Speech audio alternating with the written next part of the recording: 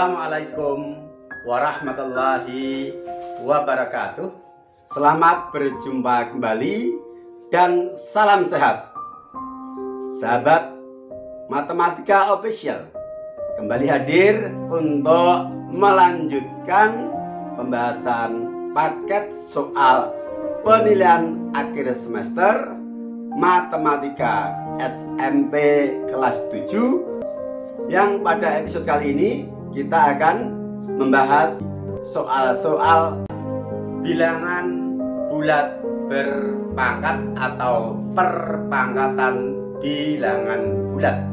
Selengkapnya mari kita ikuti pembahasannya, namun jangan lupa subscribe dan tekan tombol loncengnya jika belum, juga like, komen, dan share.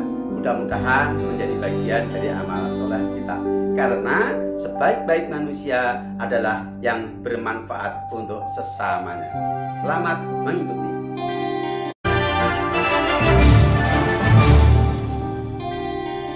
Bismillahirrahmanirrahim. Pembahasan kita untuk materi pada episode kali ini yaitu perpangkatan bilangan bulat Matematika Kurikulum Merdeka untuk SMP kelas 7. Baik, perhatikan dengan seksama tentang definisi bilangan berpangkat. Bilangan berpangkat adalah perkalian berulang dari suatu bilangan dengan pengulangan faktor sebanyak pangkatnya. Atau jika dinyatakan sebagai definisi umum, suatu bilangan A dipangkatkan N sama dengan perkalian A dikali A dikali A dikali dan seterusnya dikali A sebanyak N faktor pengulangan dari A.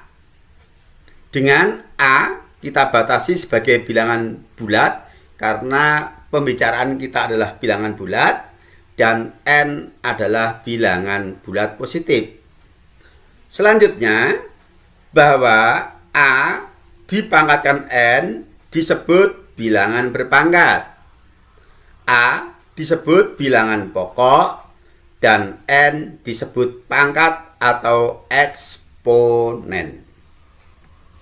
Lebih jelasnya, mari perhatikan berikut ini. Kita amati contoh berikut. 1. 5 dipangkatkan 4 adalah perkalian bilangan 5 dengan pengulangan sebanyak pangkatnya, yaitu sebanyak 4 faktor. 5 dikali 5 dikali 5 dikali 5. Faktor 5 ini diulang sebanyak 4 kali pengulangan. Dan kalau dihitung hasilnya adalah 625. 2. Negatif 7 dipangkatkan 3. Bilangan yang dipangkatkan adalah negatif 7, 3 sebagai pangkat. Maka faktor yang diulang dalam perkalian adalah negatif 7 dengan pengulangan sebanyak 3 faktor, yang jika dihitung hasilnya adalah negatif 343. Kenapa negatif? Perhatikan, negatif 7 dikali negatif 7, negatif dikali negatif adalah positif, yang hasilnya negatif 7 dikali negatif 7 adalah positif 49. Positif 49 dikalikan negatif 7, hasilnya positif dikali negatif adalah negatif, yaitu negatif 343. Contoh 3, 2 pangkat 6 sama dengan, kita isi titik-titiknya. Yang dipangkatkan adalah bilangan 2 dengan perpangkatannya adalah 6. Berarti faktor yang diulang dalam perkalian adalah 2 dengan pengulangan sebanyak pangkatnya yaitu 6. 2 dikali 2 dikali 2 dikali 2 dikali 2 dikali 2 diulang sebanyak 6 faktor yang jika dihitung hasilnya sama dengan 64. Nah, ini contoh dari apa yang diterangkan di dalam definisi umum tadi. Kita lanjutkan. B. Sifat perpangkatan bilangan bulat negatif. Jadi di sini yang kita pangkatkan adalah bilangan bulat negatif. Fokus pada bilangan bulat negatif. 1. Bilangan bulat negatif berpangkat genap. Bagaimana hasil dari bilangan bulat negatif berpangkat genap? Perhatikan contoh berikut. 1. Negatif 5 di dalam kurung dipangkatkan 4. Yang kita pangkatkan 4 ini adalah bilangan yang berada di dalam kurung, yaitu negatif 5. Sehingga berdasarkan definisi, kita harus membentuk perkalian berulang dari bilangan yang dipangkatkan, yaitu negatif 5 dengan pengulangan sebanyak 4 faktor. Kita tulis negatif 5 dikali negatif 5 dikali negatif 5 dikali negatif 5. Nah, untuk memudahkan perhitungan, maka di sini dari 4 faktor perkalian bilangan 5 ini saya kelompokkan 2 faktor. Yang pertama kita amati kelompok negatif 5 dikali negatif 5. Yang kedua kita amati kelompok negatif 5 dengan negatif 5 juga. Yang pertama, negatif 5 dikali negatif 5. Negatif dikali negatif adalah positif. 5 dikali 5 adalah 25. Berarti negatif 5 dikali negatif 5 adalah positif 25. Demikian juga kelompok yang kedua, negatif 5 dikali negatif 5 juga seperti yang depan, berarti hasilnya sama, yaitu positif 25. Maka kita tulis 25 dikali 25. 25 faktor yang pertama, hasil perkalian dari kelompok pertama yaitu negatif 5 dikali negatif 5. Sedangkan 25 untuk faktor yang kedua adalah hasil dari perkalian kelompok yang kedua, yaitu negatif 5 dikali negatif 5 juga. Selanjutnya kita tulis hasil dari perkalian 25 dikali 25, yaitu 625. Ini artinya bahwa bilangan negatif 5 dipangkatkan 4, hasilnya sama dengan 625. Perhatikan, 625 adalah bilangan positif. Negatif 5, bilangan negatif 5 dipangkatkan 4, hasilnya positif 625. Apakah setiap bilangan negatif jika dipangkatkan genap akan selalu positif? Untuk meyakinkan, kita coba satu contoh lagi, yaitu soal nomor 2, negatif 2 dipangkatkan 6. Bilangan yang dipangkatkan adalah bilangan negatif 2. Pangkatnya 6. 6 adalah bilangan genap. Kita nyatakan sebagai bentuk perkalian berulang sesuai dengan definisi, yaitu perkalian bilangan negatif 2 dengan pengulangan sebanyak 6 faktor. Kita tulis, nah seperti ini. Kemudian untuk teknis perhitungannya, dalam rangka memudahkan, kita hitung dua faktor yang terdekat. Negatif 2 dikali negatif 2, ini kelompok pertama, dikalikan negatif 2 dikali negatif 2 kelompok kedua, dikalikan negatif 2 dikali negatif 2 kelompok ketiga. Pengelompokan dua-dua ini untuk memudahkan perhitungan. Ingat, setiap dua buah bilangan yang sama-sama negatif, ketika dikalikan hasilnya adalah positif. Bilangan negatif dikali negatif hasilnya selalu positif. Sudah kita pelajari pada waktu kita belajar operasi perkalian di pertemuan atau sajian sebelumnya. Maka kita tulis hasil dari masing-masing kelompok, yaitu 4 dari negatif 2 dikali negatif 2 dikali 4 dari negatif 2 dikali negatif 2 juga dikali 4 dari negatif 2 dikali negatif 2 untuk kelompok yang terakhir. Kemudian kita hitung hasil dari 4 dikali 4 dikali 4, kita tulis hasilnya adalah 64. Nah, ternyata lagi-lagi ketika bilangan negatif dipangkatkan bilangan genap, hasilnya adalah bilangan positif. Nah, dari dua contoh tadi, bahwa suatu bilangan negatif ketika kita pangkatkan dengan bilangan genap, ternyata hasilnya adalah selalu positif. Dari sini bisa kita tarik simpulan umum bahwa bilangan bulat negatif dipangkatkan genap, hasilnya adalah bilangan bulat positif. Selalu positif ketika bilangan negatif dipangkatkan bilangan genap.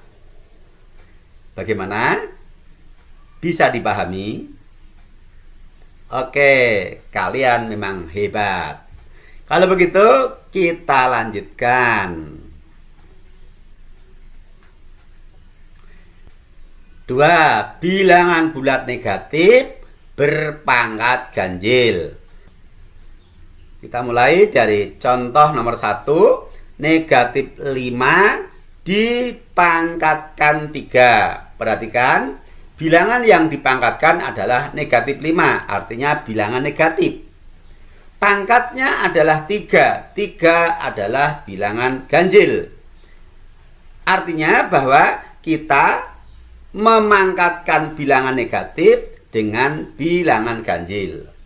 Kita nyatakan sebagai bentuk perkalian berulang berdasarkan definisi umum yang sudah kita bahas di depan, yaitu perkalian negatif 5 yang diulang dengan pengulangan sebanyak 3 faktor karena pangkatnya adalah 3. Kalau pada contoh pembahasan bilangan bulat negatif berpangkat genap tadi, bisa kita kelompokkan 2, 2 dan selalu 2. Tetapi untuk contoh ini, karena berpangkat ganjil, ketika kita kelompokkan 2, 2, tentu ada yang tersisa. Maka yang tersisa, ya dia tidak punya kelompok. Yang punya kelompok di sini negatif 5 dikali negatif 5 sebagai kelompok pertama, sedangkan negatif 5 yang satunya dia tidak punya kelompok, kita biarkan sendiri. Kita hitung terlebih dahulu yang negatif 5 dikali negatif 5 sebagai pasangan dari perkalian yang keduanya bertanda negatif. Ingat, dua bilangan bertanda negatif sama-sama negatif. Ketika dikalikan hasilnya apa? Iya, positif. Maka kita tulis 25 dikali negatif 5. 25 ini adalah hasil perkalian dari kelompok pertama, yaitu negatif 5 dikali negatif 5. Sedangkan yang negatif 5 ini adalah sisa dari faktor yang tidak punya pasangan di belakang ini. Nah, sekarang kita mengoperasikan perkalian positif 25 dikali negatif 5. Ingat, sifat perkalian bilangan bulat positif dengan negatif hasilnya bagaimana? Ya, bagaimana? Iya, negatif. Proses berhitung dalam otak kita cukup 25 dikali 5, yaitu 125. Kemudian positif dikali negatif adalah negatif. Artinya bahwa hasil dari 25 positif dikali 5 negatif hasilnya adalah negatif 125. Karena perkalian dua bilangan yang tandanya berlawanan itu hasilnya selalu negatif. Oke. Jadi di sini kita tidak bisa lepas dari pengetahuan kita yang sudah kita pelajari sebelumnya, ya. Konsep, sifat atau karakteristik dari operasi perkalian harus kita ingat kembali karena itu sebagai modal kita. Baik, dari sini ternyata untuk contoh satu ini ketika bilangan bulat negatif dipangkatkan ganjil hasilnya adalah negatif. Apakah selalu bahwa bilangan negatif ketika dipangkatkan ganjil hasilnya akan negatif? Ya, untuk meyakinkan jangan hanya satu contoh dong. Kita berikan contoh yang kedua supaya Anda yakin gitu ya. Oke, contoh 2. Negatif 3 dipangkatkan 5. Bilangan yang dipangkatkan adalah negatif 3. Pangkatnya bilangan ganjil 5. Kita nyatakan perpangkatan ini sebagai perkalian berulang berdasarkan definisi di depan, yaitu perkalian berulang negatif 3 dengan pengulangan sebanyak 5 faktor. Nah, karena ada 5 faktor, banyak faktornya ganjil, ketika kita kelompokkan dua-dua, tentu ada yang tersisa. Yang tersisa kita biarkan yang paling belakang ya. Nah, sekarang kita hitung perkalian pasangan-pasangan yang berkelompok dua-dua itu. Lagi-lagi negatif dikali negatif hasilnya adalah positif. Baik. Maka kita tulis 9 dikali 9 dikali negatif 3. 9 faktor yang pertama adalah hasil perkalian pasangan negatif 3 dikali negatif 3 kelompok pertama. Kemudian 9 faktor yang kedua adalah hasil dari perkalian negatif 3 dikali negatif 3 kelompok yang kedua. Dikali negatif 3 yang terakhir ini adalah faktor yang tidak punya pasangan yang paling belakang. Selanjutnya kita hitung hasil perkaliannya. Positif 9 dikali positif 9 adalah positif 81. Positif 81 dikali negatif 3. Berpikirnya 81 dikali 3 itu 243. Positif 81 dikali negatif. Positif kali negatif adalah negatif. Maka hasilnya kita nyatakan sebagai negatif 243. Ternyata apa? Bilangan negatif 3 kita pangkatkan bilangan ganjil 5, hasilnya adalah negatif. Ya, negatif lagi. Nah, dari kasus contoh 1 tadi dan juga contoh 2 ini, bahwa ketika kita memangkatkan suatu bilangan negatif dengan bilangan ganjil, hasilnya selalu negatif. Maka kita tarik simpulan umum bahwa bilangan bulat negatif dipangkatkan ganjil, hasilnya adalah bilangan bulat negatif. Gimana? Paham? Nah, mungkin ada yang bertanya, Pak, dari contoh-contoh tadi, ketika kita memangkatkan bilangan negatif, kok selalu dikurung bilangan negatifnya? Bagaimana kalau misalnya bilangan itu tanpa kurung kita pangkatkan? Baik, kita bahas tersendiri sebagai sifat yang ketiga, yaitu bilangan bulat negatif tanpa kurung dipangkatkan. Bagaimana nanti hasilnya? Apakah dipengaruhi oleh genap ganjil dari pangkatnya atau tidak? Kita berikan contoh yang pertama, min 6 pangkat 3 sama dengan berapa?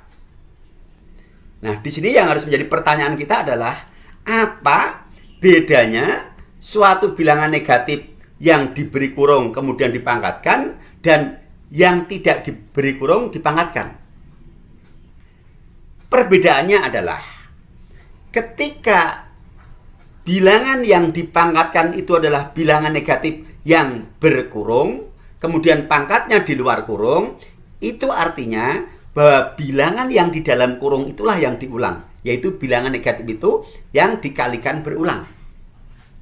Tetapi ketika suatu bilangan bertanda negatif dipangkatkan tanpa ada kurung, atau andaikan ada kurung, pangkatnya berada di dalam kurung, maka yang demikian itu artinya bahwa yang dipangkatkan itu bilangannya tanpa menyertakan tanda negatifnya. Contoh ini, min 6 dipangkatkan 3. Ini artinya yang dipangkatkan, yang dikalikan berulang adalah bilangan 6, bukan negatif 6. Maka cara pengerjaannya adalah seperti ini. Nah, kita buat kurung, di depan kurung adalah tanda minus dari tanda negatif ini. Kemudian yang di dalam kurung adalah perkalian berulang dari 6. Yang dipangkatkan 3 berarti 6 kita kalikan berulang sebanyak 3 faktor. Kemudian yang di dalam kurung ini kita hitung hasil perkaliannya, yaitu 216 di depan kurung bertanda negatif. Ini artinya kita baca sebagai lawan dari positif 216.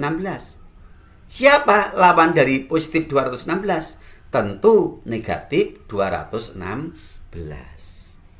Nah, sehingga hasil dari min 6 dipangkatkan 3 tanpa tanda kurung, hasilnya adalah bilangan negatif, yaitu negatif 216.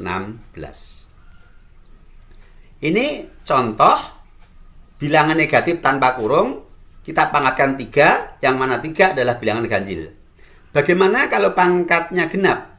Apakah mempengaruhi hasil atau tidak terkait dengan tanda negatif positifnya?